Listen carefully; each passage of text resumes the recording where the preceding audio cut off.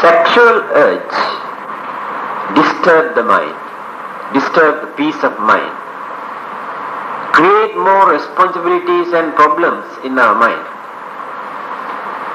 Then try to keep away to maintain more peace and satisfaction, contentment.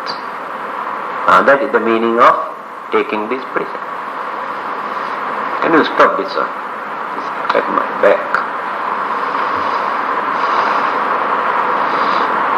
Fourth one.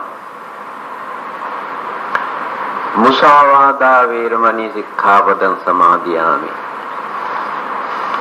Telling lies. This is a very big problem. There is no controversy. Every religion says not to tell lies. So human beings are the only living beings who tell lies. Others do not know how to tell lies. Not because they are better than human beings. They do not know how to do that. Again, bluffing. That is, telling lies means some sort of development in our mind with selfishness. So development has taken place with selfishness.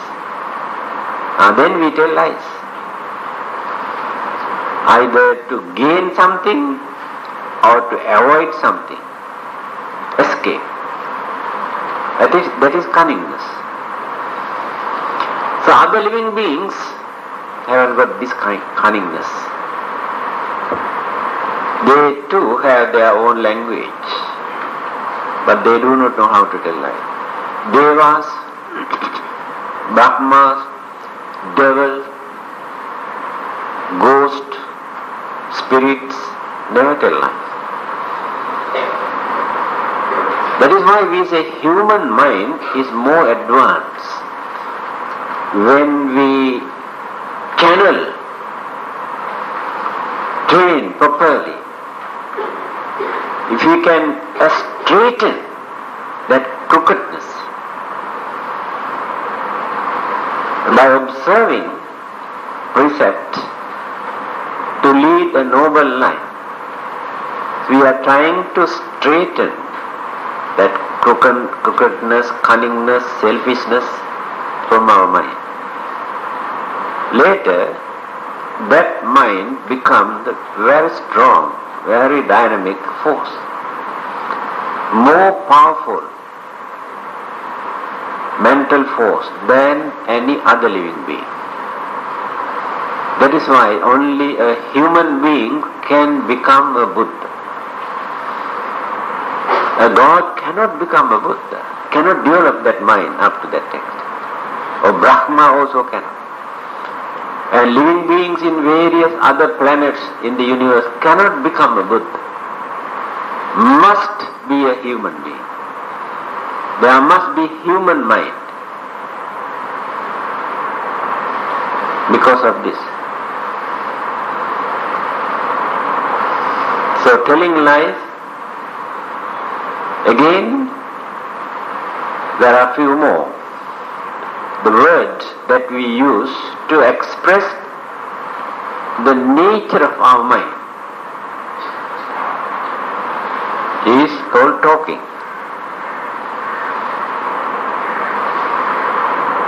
So when we talk certain things which are not true, then we try to bluff. Again we use some words to disturb others. Blame, accuse, scold, insult by using word. Also under same group.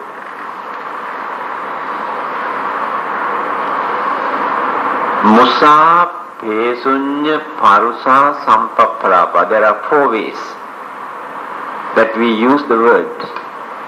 We misuse telling lies, using harsh, wicked, vulgar word to abuse, to insult others. Then talking rubbish, gossiping, nonsensical things, go on talking, wasting valuable human life for nothing. Then carrying tale, gossiping and carrying tale, and create misunderstanding, enmity amongst each other because of our way of talking. These are the 4 ways. By using our physical body, we create 3 bad karmas. Pranagata, Paradabba, Paradara. These 3. Killing or destroying other living being, we have to use physical body. By talking, thinking, we cannot kill another person. Or stealing, simply by talking, we cannot do that. We have to use our physical body. Paradara, sexual misconduct, through physical body, simply by thinking, cannot. So these are the 3 things, 3 channels that we use to commit bad karma using our physical body. Then by using our mouth or words, 4 kinds of bad karmas. Musa, Pesunya, Parusa, Sampappala. Telling lies, using harsh or wicked or vulgar word. Then carrying tales to create troubles, problems, enmity, and gossiping or frivolous talk. 4 ways. Then mind itself create bad karma without doing anything. This is the danger.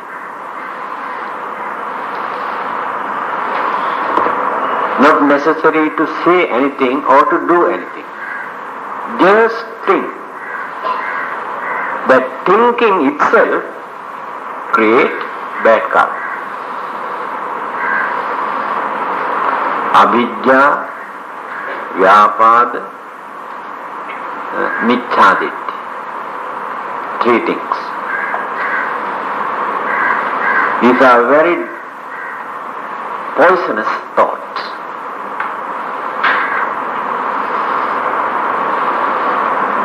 Avidya, poisonous craving.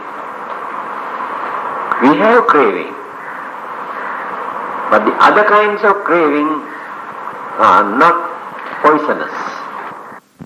Ideas in our mind, how nice if these people die so that I can take, say, a son or daughter who think, how nice if our father died very early.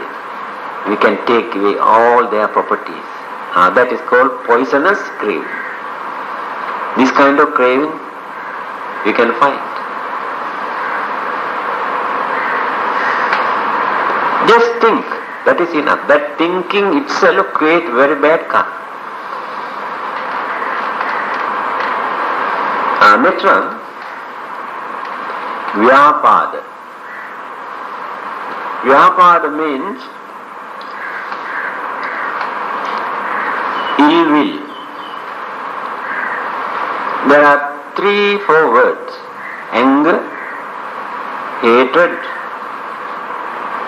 ill will, or grudge. 4 words are there. Similar meaning but different degrees. Anger is emotional.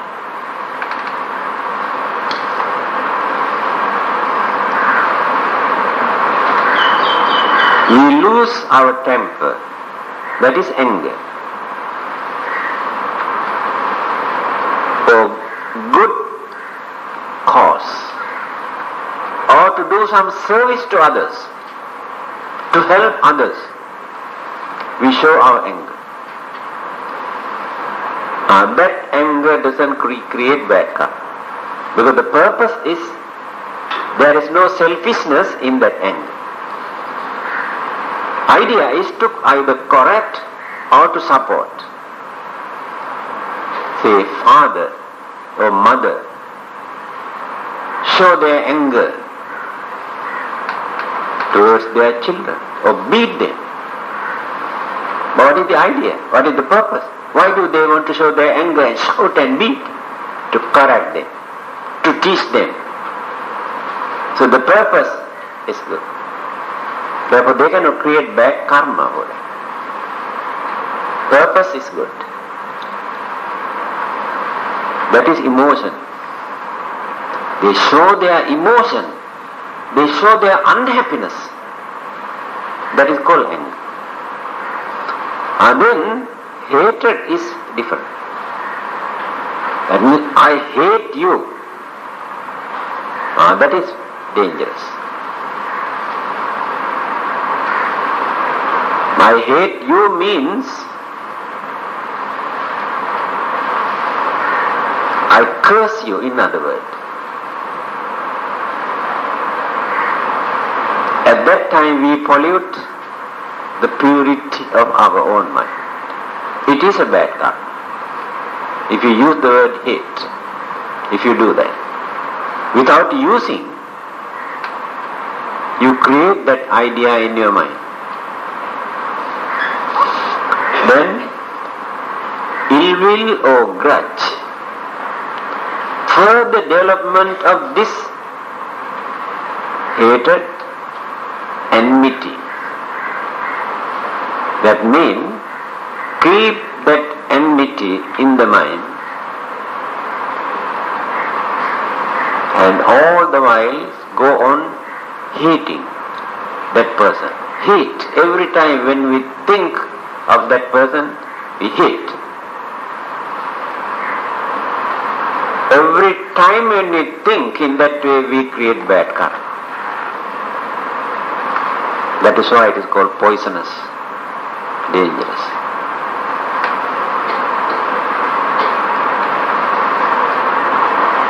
Last one is Micchaditti. Micchaditti means wrong views, wrong belief, wrong concept, wrong ideas. Some are harmful to others. Now if we say, we don't believe that there will be another life after our death. We don't believe that there will be good effect or bad effect or good karma or bad karma. There is no such thing, all rubbish. We can do anything, whatever you like, to satisfy ourselves, to enjoy ourselves. And this kind of belief. There are 10 in the Buddha's teaching. He says, many people maintain. Why should we give others, support others, help others? For what purpose? Not necessary to give others. We enjoy ourselves. This kind of belief. Why should we support our father and mothers and elders and grandfathers and grandmothers? What for? We are not responsible for them. Why should we respect them? Who are they? They are also human beings.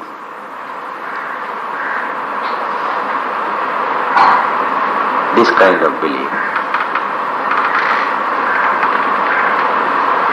If you maintain such belief, that belief itself creates bad karma. Now this is the way how we create bad karma, simply by thinking. Now you have learned By using our physical body, we commit 3 kinds of bad karma. By using our mouth, we create 4 kinds of bad karma. By using only our mind, we create 3. Altogether, dasa akusala karma, 10 kinds of bad karmas. So when you observe precept, we try to keep away from this bad action, words and thoughts. Then the purity remains there. Purity in the mind, purity in our words, purity in our body. In action, in words and in thought, we don't make mistake. Then purity is there. That is sila. Next one. Suramere Majjapama Dattana Virmani Sikkhapadam Samadhyami. Taking intoxicating drinks and drugs which create infatuation. That means confusion or temporary madness in our mind. We take this as precept. Again, different religions divide into 2 groups regarding this. Muslims and Christians, the Buddhists, Muslims and Buddhists. These 2 groups take this seriously as very important precept to lead a religious life, to keep away from this. Especially Muslim as a law. But Hinduism talk ill of this, but very liberal. Christianity is quiet about this. Does not talk about drinking, taking liquor, so this and that as religious principle. Then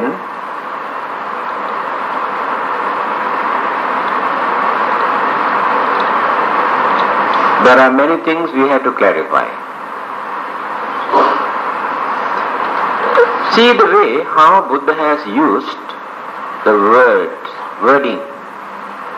Sura, Meraya, Majja, Pamadatthana. See how many words are there. Why did he use few words here? Without introducing this as a precept, I promise not to take intoxicating drinks or drugs. No, there are few more words. Things which create these problems.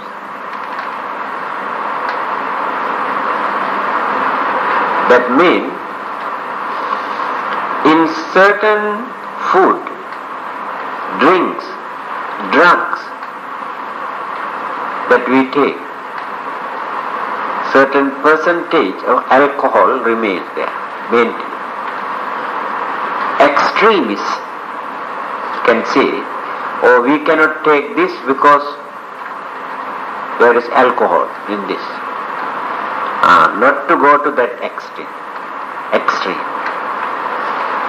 There are some who say, we cannot take this because we cannot take the cake because there is a liquor.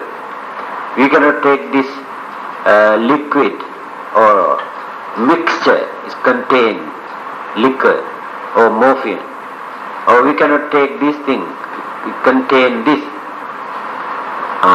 The Buddhism never says, never go to that extent. As Buddhists we cannot say. That is why the Buddha very carefully used the word. That means purposely we should not take things which create that infatuations and temporary madness and confusion, disturbances in our mind. See, that's why Buddhism is known as a liberal religion. Don't go to extreme.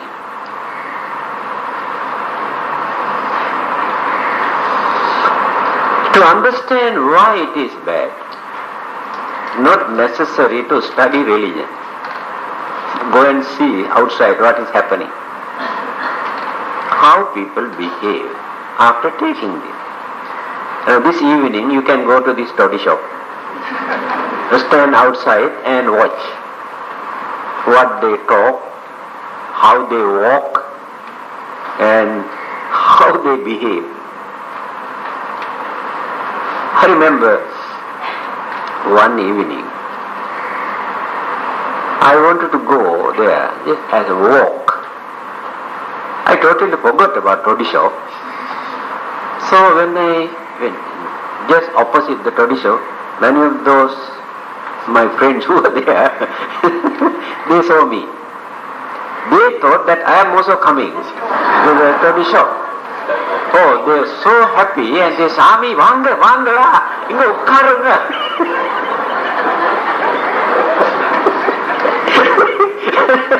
They were so happy, they thought I am also going to join with them. You can see it. So, they completely lose their common sense of reasoning. Again, how many families ruins completely because of this? How many human life lost because of this? And how many people, millions of people have become beggars because of this? And how many people have completely ruined their physical body and brain because of this? So no need to read religion to understand the danger of it. This is more than enough. Now, the next one. Vikala bhojana veramani sikkhapadam samadhiya. Many people cannot agree with this also. Not to take solid food, then we fix the time. Actually, there is no fixed time for that. According to our convenience, we have to fix the time, either daytime or night time. It is up to us. But usually, we take food up to 12, something. After that, we take only drinks. For our convenience. But during the Buddha's time, for nearly 22 years, they used to take food at night and observed this precept at daytime. Later they found out that system is troublesome, not very convenient. Then they changed. This is the method that we are following. But it is up to us. So the meaning of the precept is to cut down one meal a day. In simple language. That's all. Whether daytime or night time, no difference at all. Cut down, sacrifice one meal a day. Then, there are many reasons.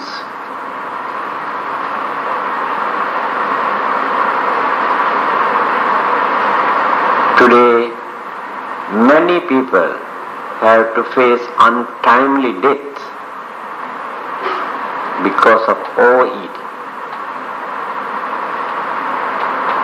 So when we cut down one meal a day, we can balance very well. That is for health reasons. Then, when we sacrifice one meal, say how many millions of human beings are here in this country?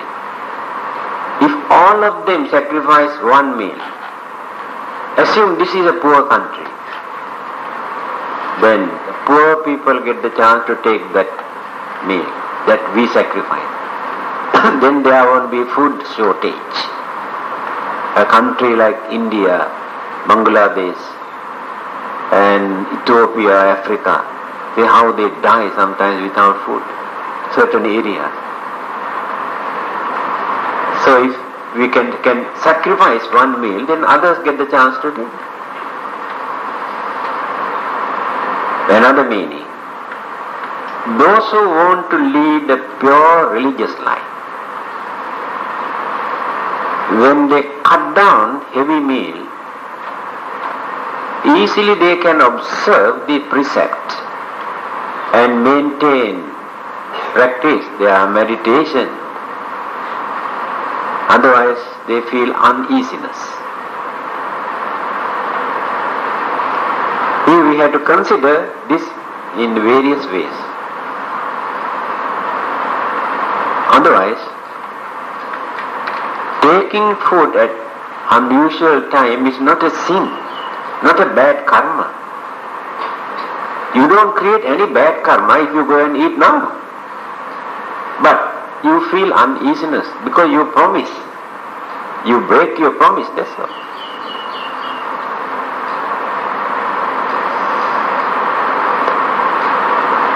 And another reason, monks and those who observe the precept depend on others. The devotees and members have to provide food for them. If they eat 3 meals a day, then this becomes burdens to them. If you cut down one meal, a big relief to them also. See how many things are there. And you feel, if you observe this for 1 week, just like this, then go and weigh before you go home how many pounds you sacrifice to the temple during your stay here. You can regard this as your donation. I lost 5 pounds during my stay, I donate this to the temple. Very good for your health. So there is nothing to argue why it is necessary. Many people without any precept don't take heavy food at night. Take either one biscuit or little bit of soup, that's all. Good for the health. Next one, Nacha Gita Vadita Visuka Dasana Mala Gandha Vilepana Dharana Mandana Vibhusanatthana, a very long one. And this is controversial. Many people cannot understand or appreciate that there is any religious value in this precept. Especially in the Western countries, they don't regard this as a valuable religious precept. Dancing, singing, using musical instrument, then cartoons and cinema, using garlands and flowers and perfume, makeup, decorations, gadgets. Keep away from all those things. That is the precept. So then others ask, what do we gain by keeping away from this? How can we point out any religious value when you keep away from all those things? Music, especially music, is very important for us to calm our mind, to forget our worries and mental disturbances. How can you say it is wrong? Dancing, singing, pleasing to our eyes, ears. Then decoration. What harm is there when you beautify our physical body, we feel very happy, and others also feel very happy. What sort of religion is that? They ask. Then you must know how to justify, how to defend. We can give simple one answer for all these things. The answer is this. Through all these items, just now I mentioned, we entertain our human emotion. That human emotion creates a lot of mental impurities later. Create attachment, mental development, stop mental development. Forget the spiritual way of life. Forget the spiritual way of life. Get used only to this way of life. Ignore the religious way of life. Especially those who meditate, those who work for their spiritual development and purity in the mind. To them, all these items disturb the mind. They cannot concentrate. They cannot maintain purity in the mind. They have to concentrate more on this item. That is the only point that we have to introduce. Otherwise, singing and dancing in cultural way, we cannot say it is irreligious or against any religion. No. But occasionally, if you can keep away from all these things, so much the better. Lead only a pure normal life, without any external gadgets or decorations or ornaments or any things to beautify. Natural. Everything's natural.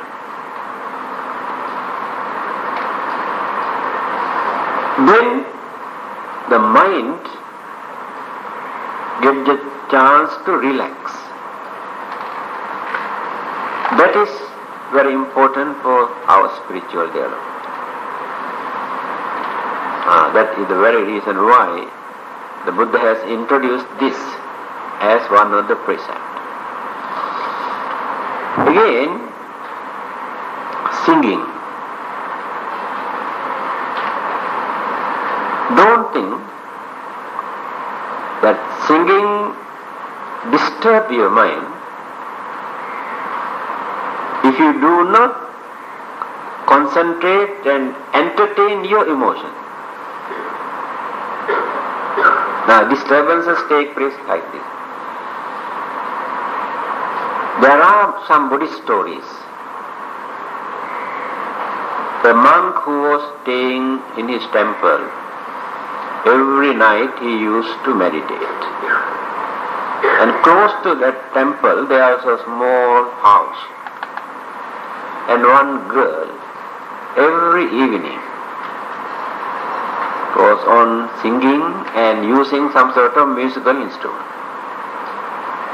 And her singing is a hindrance for this monk's meditation. So the monk was thinking what to do now. Well, he has no right to go and stop. Well, she is doing this in her house. He tried and tried to meditate, to forget, to ignore that singing. Cannot. The mind goes there. Then he decided to act wisely.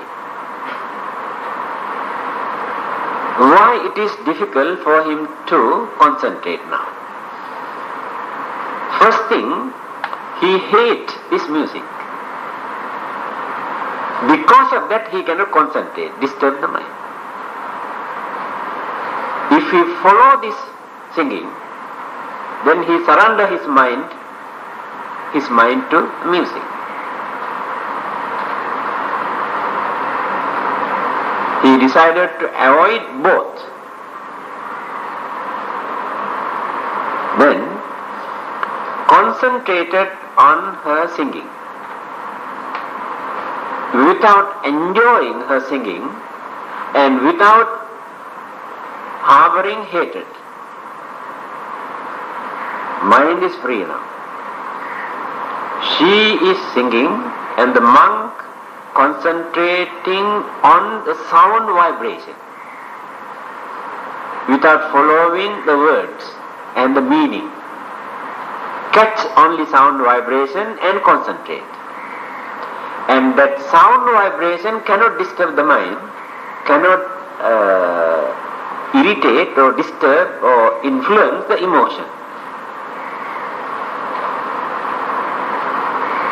The monk so succeeded.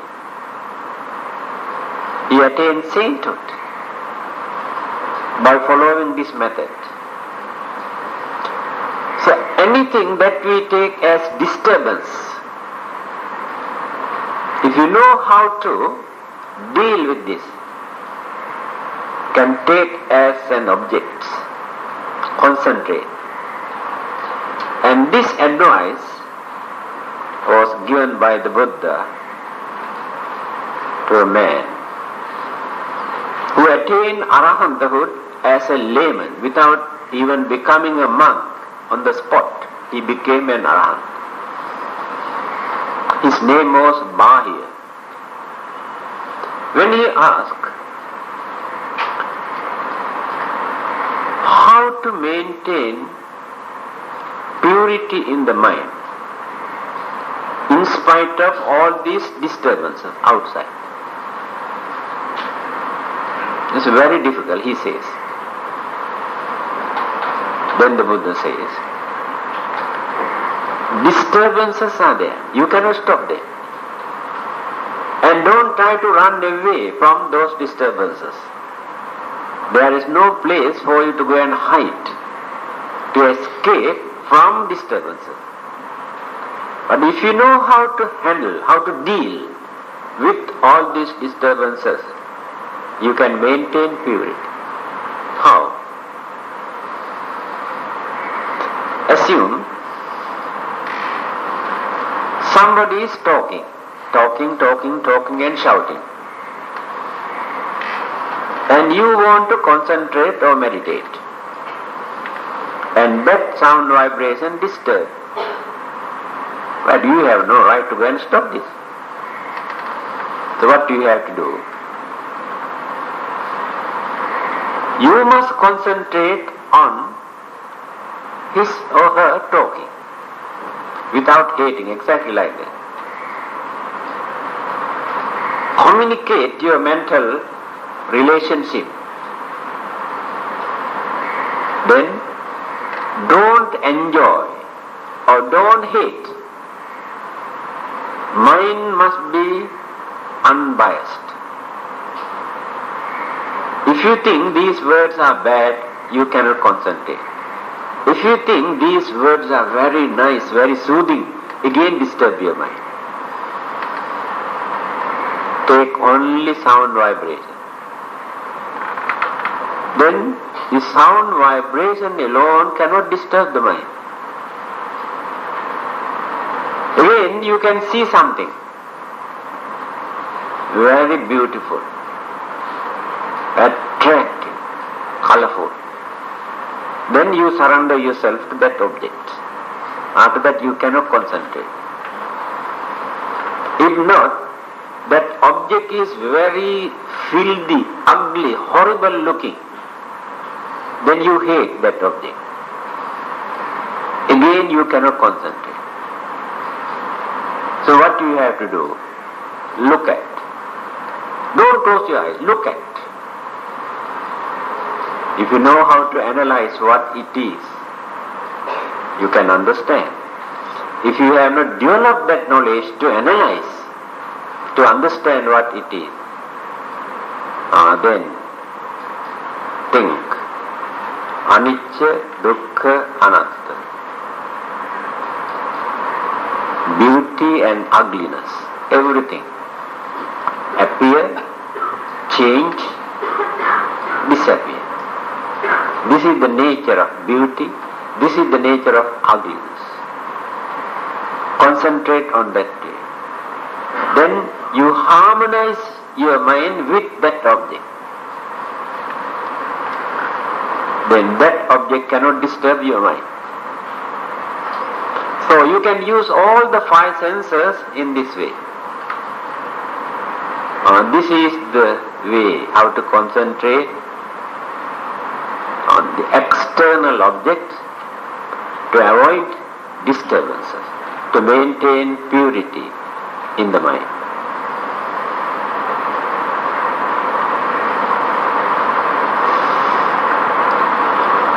So the next precept.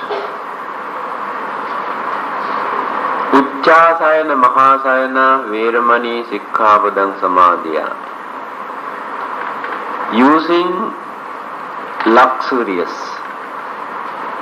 comfortable furniture, beds and many other things. This also some people cannot understand. What sort of religious value is there? You have a nice bed, and without sleeping in that bed, you sleep on the floor. And at that time you say, now you are holy. Because you don't want to sleep on the bed, you sleep on the floor. Because of that you have become slow, very holy and religious man. How come? I also cannot understand.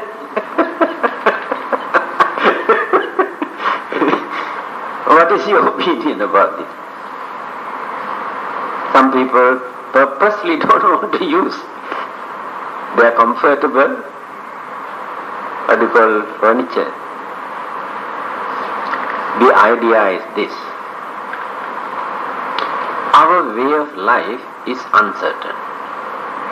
Changes can take place at any time. Although today we are leading a very comfortable, luxurious, peaceful life, nobody knows what will happen to us tomorrow, day after tomorrow, 1 month or few years' time. When once we fall down from this way of life into a very hard and tough life, at once we have to lead a miserable life at that time. By considering this, occasionally we try to get used to that way of hard life. That is a trial. We are having some sort of rehearsal. Now look at those millions of human beings in Vietnam, Laos, Cambodia, Afghanistan and so many other countries. And Afghanistan, in millions. Suddenly they had to run away for their life. They cannot carry their things for months. They had to spend in the jungle, here and there, without anything. Very tough and hard life. Suddenly. This is the uncertainty of our life in this world. So when we train ourselves to get used to that hard life, if anything happened to us in time to come, we don't grumble, we don't complain, we don't experience sufferings also at that time because we experienced already. Go back to normal life. That is the idea. Otherwise, sleeping on a nice bed is not bad. No one can say it is a sin, no bad karma. No one can create any bad karma just because they sleep in a nice bed. Now these are the meaning of the precept that we are observing. So in simple language, yesterday I told you, the meaning of this precept is to train ourselves. Sila means training. We are training. Physically, mentally, verbally. We train our mind not to create bad thoughts. We train our word not to use bad words. We train our physical body not to do evil and cruel things. And that is called sila. That purity is there. So, dana, sila, bhavana, these three methods to practice Buddhism. Now we have reduced our selfishness and craving and greed by contributing something what we can.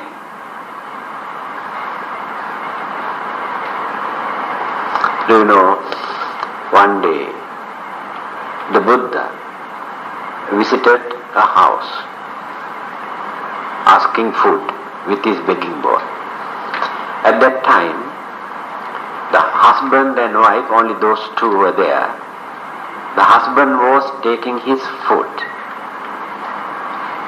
and the Buddha was standing outside. Husband did not see the Buddha. The wife saw him. Wife thought, if my husband happened to see the Buddha, definitely he will offer the food to the Buddha. If he does this, I have to cook again. He is a real nuisance to me. So, she blocked the vision of the Buddha for this man, husband, not to see the Buddha. Somehow or the other, this man saw the Buddha was standing there outside. He has taken half of the rice or the curry in his plate. So immediately he got up and went to the Buddha and said, I got only this much, only half. Do you accept this? The Buddha says, why not? He offered, remained to the Buddha. See, the generosity, although he had only that much at that time, he wanted to offer his happiness, confidence, faith, understanding. It's very deep.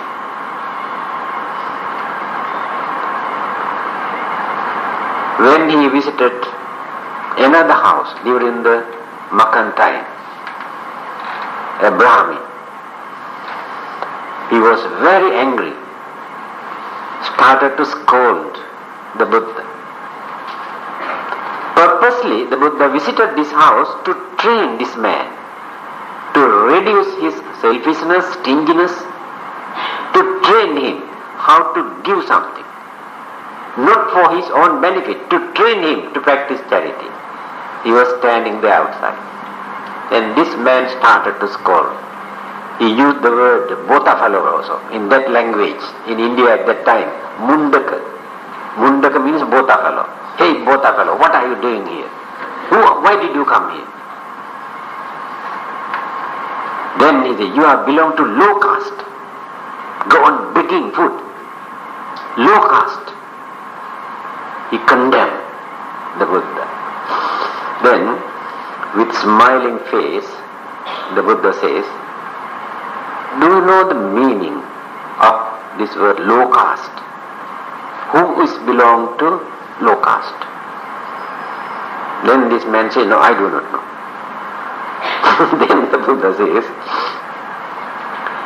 Yo brahmanang va samanang va bhatta kale upattite roseti vacha nacha deti tanjanya vasalo iti. Vasala Sutra. Vasala means low caste. When a religious man visited a house during the Makan time,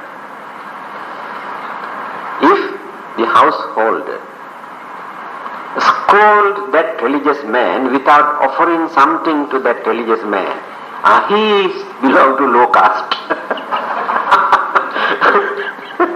Then he went on explaining one after the other, not only that.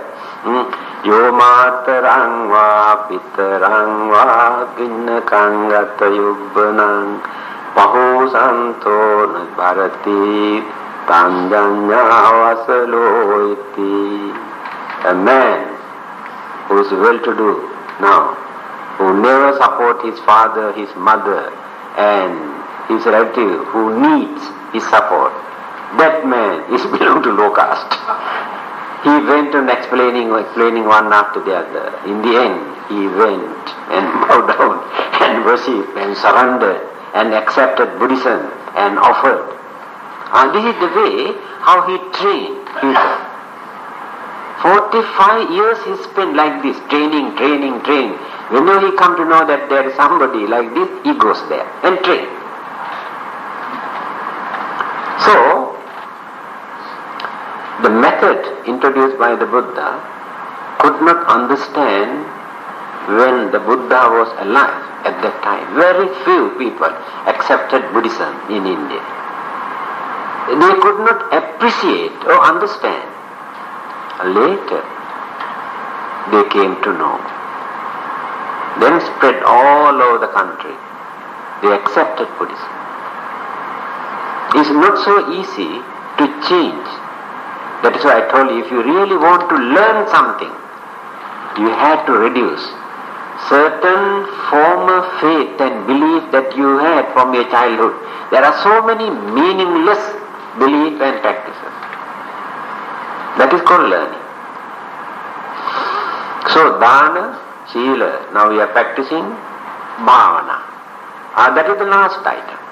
Because we cannot practice bhavana or meditation at the beginning. Impossible. You are selfish, you are narrow-minded, you are greedy. How can you practice meditation? What do you gain? Nothing. You never gain anything. After reducing these things from your mind, then easily you can develop, you can cultivate your mind. That is called bhavana, meditation.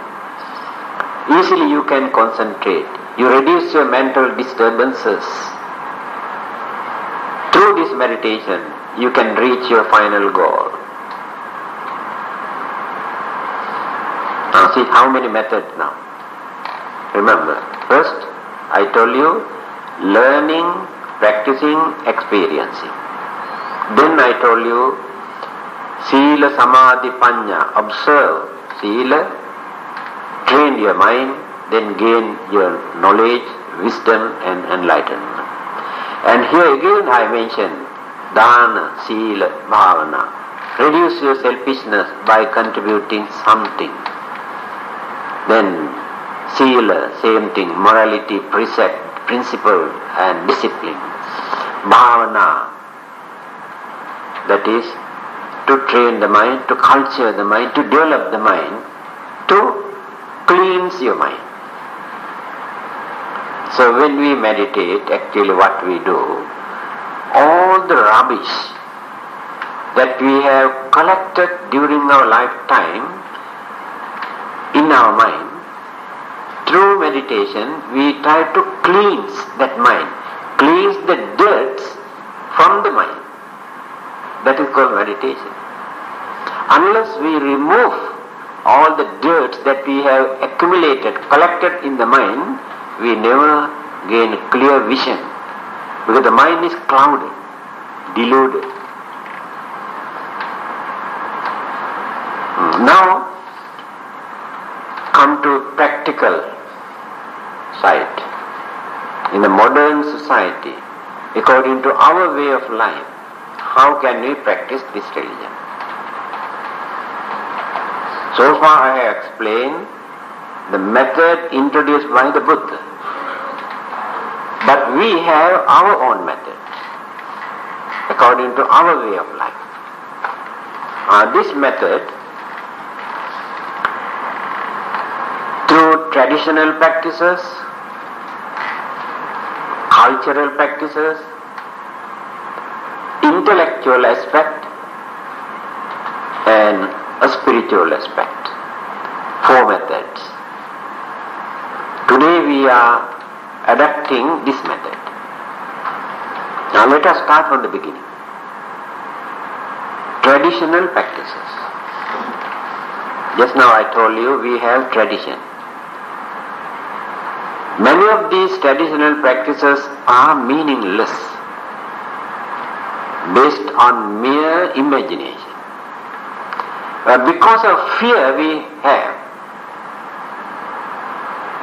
no other choice. We have to do. Especially during the funeral rites. Certain things that we perform as funeral rites, in the eyes of many others in this world, are real nuisance, meaningless, ridiculous, no meaning at all. But to those who perform those things, those practices are very important. Without such practices, they cannot satisfy. Fear. Fear is based on ignorance. The more we have ignorance in our mind, the more we maintain fear. When you reduce ignorance, fear also automatically disappears. The small children are ignorant. They cannot understand things. And they are scared of many things, because they cannot understand.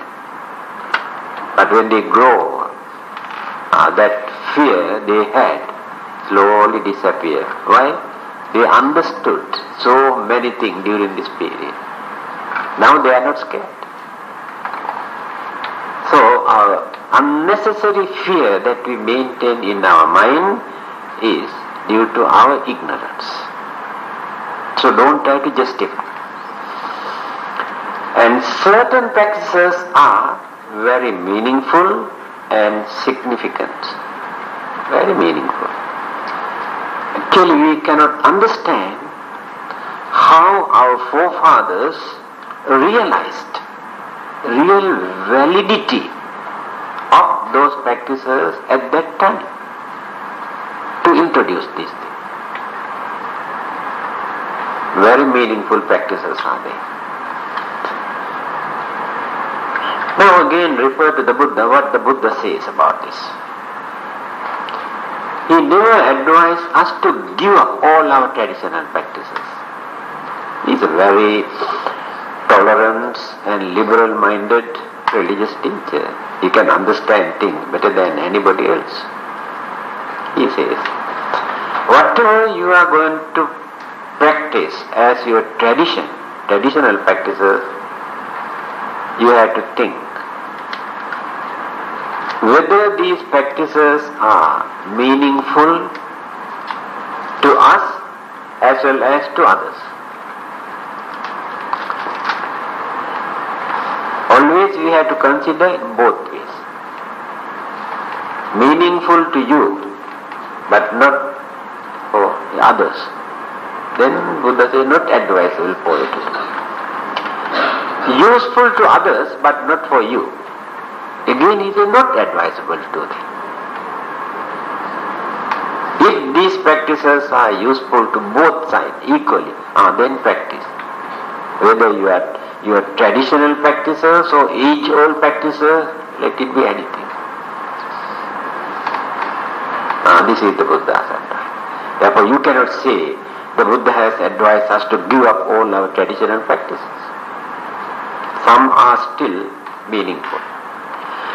So, religion is based on our traditional practices. We accept religion as our heritage, as our religion, because of this.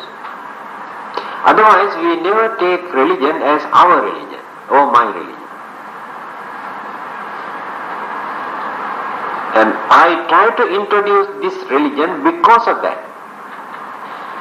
Otherwise, I practice my religion.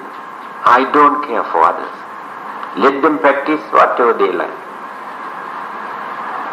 Because of that feeling, this is our tradition, this is our culture, this is our way of life. Then we try to enlighten or educate or influence others. Mostly Christians and Muslims are very, very particular. Their idea is somehow or the other they must drag at least few into their religion. That is their way of life. Buddhists are not very active. They do not behave like that. But even then, they feel very happy when others come and accept this religion. They feel very happy because of that feeling. They like to go and preach to others if they are interested.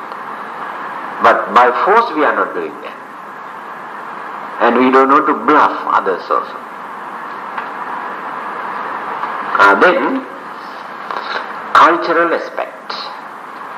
Culture is the traditional practices we have refined, reformed, cultured, shape up nicely. Very beautiful, very attractive, very nice looking, decorative, colorful. This is the culture. Now let us take this piece of cloth. The main purpose of using this cloth is to cover this table. That's all. But why decorations here? Decorations cannot cover the table. Only piece of cloth. This is culture.